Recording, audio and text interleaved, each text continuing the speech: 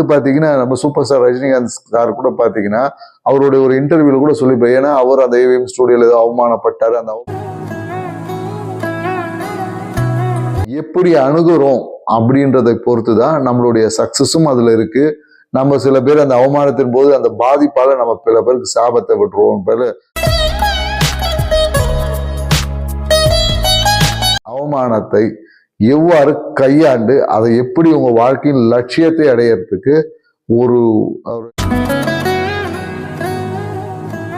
வணக்கம். நான் உங்கள் மோசஸ் எல்பி ஜோதிடர், சென்னையிலிருந்து. என் உயிரான ஈசனை முன்னிறுத்தி அவனர்களாலே அவன் தான் வணங்கி இன்னைக்கு பாத்தீங்கன்னா ரொம்ப அனைவர் வாழ்வில் நடந்த ஒரு முக்கியமான விஷயத்தை பத்தி தான் என்னுடைய காணொலியில் பார்க்க வரும். அது என்னன்னு பார்த்தீங்கன்னா அவமானம். ஸோ இது அவமானம் அப்படின்னு நம்ம சொல்லும் போதே உடனே எல்லாருக்கும் ஒரு கோவம், டென்ஷன் இது மாதிரி எல்லாம் வருமானம் கண்டிப்பா வரும். ஏன்னா அனைவர் வாழ்க்கையிலும் இதை கடந்து தான் வந்திருப்பீங்க. இந்த அவமானத்தின் போது நமக்கு ஒரு மிகப்பெரிய ஒரு உந்துதல் சக்தி நமக்குள்ள ஏற்படும். அந்த உந்துதல் சக்தியை நாம எப்படி அணுகுறோம் அப்படின்றதை பொறுத்து தான் நம்மளுடைய சக்சஸும் அதுல இருக்கு.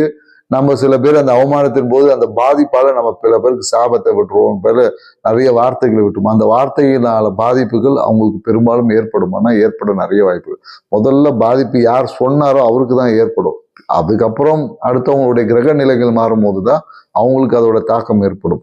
ஸோ அதனால இந்த அவமானத்தை எவ்வாறு கையாண்டு அதை எப்படி உங்க வாழ்க்கையின் லட்சியத்தை அடையறதுக்கு ஒரு உந்து சக்தியை எப்படி உங்களோட லட்சியத்தை அடையறதுக்கு அது என்ன சொல்லுவாங்கன்னா மாற்றி அமைப்பது அப்படின்ற பிரகாரமா தான் இன்றைய காலம். ஏன்னா இதை வந்து பாத்தீங்கன்னா நம்ம சூப்பர் ஸ்டார் ரஜினிகாந்த் சார் கூட பாத்தீங்கன்னா அவருடைய ஒரு இன்டர்வியூல கூட சொல்லிப்பேன். ஏன்னா அவர் அந்த ஏவிஎம் ஸ்டுடியோல ஏதோ அவமானப்பட்டாரு. அந்த அவமானத்தின் போது அவர்கிட்ட இருக்கப்பட்ட அந்த உந்துதல் சக்தி அப்போ அவர் மிகப்பெரிய ஒரு கான்செப்ட் இதே ஸ்டுடியோ முன்னாடி வந்து நிப்பேன்னு சொன்னாரு. அதுவும் ஒரு 4 வருஷத்துல வந்து நின்னுன்னு அவரே சொல்லியிருப்பாரு. அதே போலதாங்க இன்னைக்கு மிகப்பெரிய வெற்றியாளர்கள் அப்படின்னு நம்ம சொல்லக்கூடிய நம்ம இன்னைக்கு நிறைய வெற்றியாளர்கள் புகழ்ந்து பேசக்கூடிய அனைவருக்கு பின்னாடியும் மிகப்பெரிய ஒரு அவமானத்தை சந்தித்து தான் இருப்பாங்க. ஏன்னா அந்த அவமானத்தின் போது நமக்குள்ள இருக்கக்கூடிய அந்த பிரபஞ்ச ஆற்றல் பார்த்தீங்கன்னா ஒரு மிகப்பெரிய எக்ஸ்பான்ஷன் ஏற்படும். அந்த எக்ஸ்பான்ஷன் அப்போ அது பார்த்தீங்கன்னா ஒரு குறுகிய சமயத்துல மட்டும்தான் இருக்கும். அந்த நேரத்தில் உங்களை யாராவது ஒருத்தவங்க அவமானப்படுத்துறாங்க, அந்த நேரத்துல பாத்தீங்கன்னா நமக்குள்ள ஒரு வரக்கூட அந்த ஆக்ரோஷம் சொல்லுவோம் இல்லையா, அது என்னன்னா அந்த பிரபஞ்ச ஆற்றலோடைய எக்ஸ்பான்ஷன் தாங்க. அந்த நேரத்தில் உங்கள் வளர்ச்சிக்கான நான் அம்பானி ஆகணும் கூட நீங்க தாராளமா சொல்லலாம். நீங்க அம்பானி ஆகணும், அம்பானிக்கு 1000 பிரச்சனை இருக்கும்.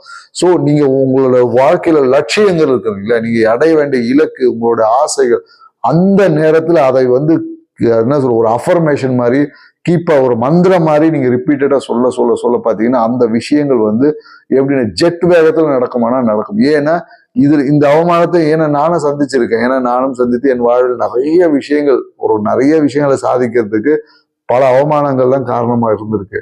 அந்த அவமானத்தை நான் அணுகின முறை வந்து இன்னைக்கு பாத்தீங்கன்னா இன்னைக்கு என்னை சுத்தி இருக்கவங்களுக்கு தெரியும் நம்ம எந்த நிலையில இருக்கோம் அப்படின்றது. எந்த ஒரு நல்ல ஒரு வளர்ச்சியான நிலையை அந்த இறைவன் நமக்கு அமைச்சு. ஏன்னா நமக்கு ஏற்படக்கூடிய அந்த விஷயங்களை நாம சரியான அணுகுமுறை நமக்கு சாதகமாக மாற்றிக்கொண்டோம் என்றால் நீங்க மிகப்பெரிய வெற்றியாளர் ஆக முடியுங்க. அதனாலதான் சொல்லுங்க. ஏன்னா நீங்க நம்ம அவமானம் ஒருத்தனை படுத்திட்டானா அவனை வந்து என்ன அவமானப்படுத்திட்டான், இப்படி பண்ணி அப்படி பண்ணி நம்ம மற்றவங்களை பிளேம் பண்றதை காட்டிலும் அந்த அவமானத்தை நம்ம ஒரு ட்ரம்ப் கார்டு மாதிரி எடுத்து அந்த நிகழ்வை நம்ம வாழ்க்கையின் வெற்றிக்கு பயன்படுத்தணும்னு வச்சுக்கீங்களேன்.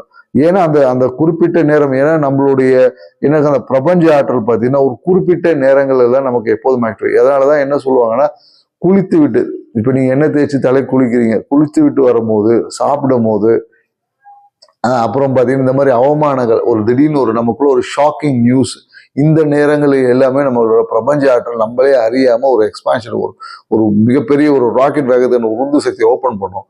அந்த நேரத்தில் நாம என்ன விஷயங்களை நாம பேசுறோம், நம்ம என்ன விஷயங்கள் அந்த டைம்ல நம்ம என்ன கருத்துக்கள் நம்ம கிட்ட ஏற்படுது, அதை அப்படியே வந்து ஒரு லெட்டர் பாக்ஸ் மாதிரி ஏடிஎம் கார்டில் கேஷ் டெபாசிட் பண்ணும்போது நீங்க பார்த்து அது போட்டீங்கன்னா பின் பண்ண ஓப்பன் ஆகும், கேஷ் போட்டோம்னா லாக் ஆயிரும். ஸோ அதே போல அந்த உணர்வை அதை அப்படியே உள்ளெடுத்து டக்குன்னு லாக் ஆகிக்கும்.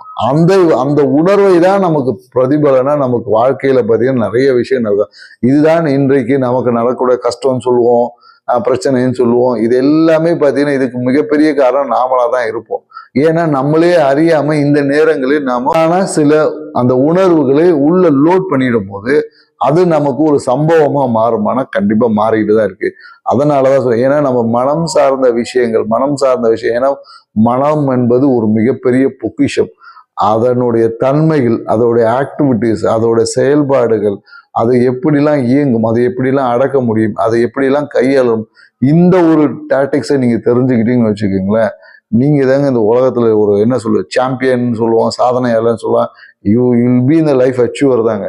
ஏன்னா இதைதான் சித்தர்கள் பார்த்தீங்கன்னா மிகப்பெரிய சொல்லும். அதனாலதான் மனம் அது செம்மையானார் அப்படின்னு சித்தர் பாடல்களே சொல்லும். மனம் உங்களுக்கு செம்மை ஆயிடுச்சு. செம்மை என்பது செழிப்பு ஆயிடுச்சுன்னா உங்க வாழ்க்கையில நீங்க நினைத்த எல்லா விஷயங்களும் உங்களுக்கு நடக்கும். நீங்க நல்லது நினைச்சாலும் நடக்கும், கெட்டது நினைச்சாலும் நடக்கும். ஸோ நடக்கும். நம்மளுடைய எண்ணங்களின் பிரதிபலிப்பை இமிடியேட்டாக இந்த பிரபஞ்சம் உணர்ந்து நமக்கு செய்யும். இதைத்தான் நம்ம நிறைய புராணங்கள் வழியா நமக்கு நிறைய சொல்லியிருக்காங்க, நிறைய கதைகள் வழியாகவும் நமக்கு சொல்லியிருக்காங்க. ஸோ அதனால நீங்க அவமானம் உங்களுக்கு யாராவது அவமானப்படுத்தினாங்கன்னா அந்த அவமானத்துக்குள்ளேயே நீங்க லேக் ஆகி நிக்காம, அந்த வருத்தத்திலும் கவலைக்குள்ள நீங்க நிக்காம அதை ஒரு உந்து சக்தியா பயன்படுத்தி உங்க வாழ்க்கையின் லட்சியங்களை ஒரு அஃபர்மேஷனாகவும் ஒரு பிரேயராகவும் கீப்பான்னு சொல்லி பாருங்க. உங்க வாழ்க்கை எப்போதும் நீங்க ஒரு வெற்றியாளராக இருப்பீங்க. உங்க வாழ்க்கையின் அடைய வேண்டிய அந்த சாதனையை இமிடியேட்டா அடையிறதுக்கு அது ஒரு மிகப்பெரிய ஒரு வரமா இருக்கும். அதனால அவமானம் என்பது ஒரு வரம் தானே தவிர அது சாபம் இல்லை. இதை உணர்ந்து நீங்களும் உங்களை அவமானப்படுத்துறவங்களுக்கு அவங்கள பத்தி பேசாம அந்த நேரத்தை பயன்படுத்தி உங்க வாழ்க்கையின் வெற்றிக்கான நேரமாக பயன்படுத்துங்க. மீண்டும் ஒரு நல்ல காணொளியில் சந்திப்போம். நன்றி, வணக்கம்.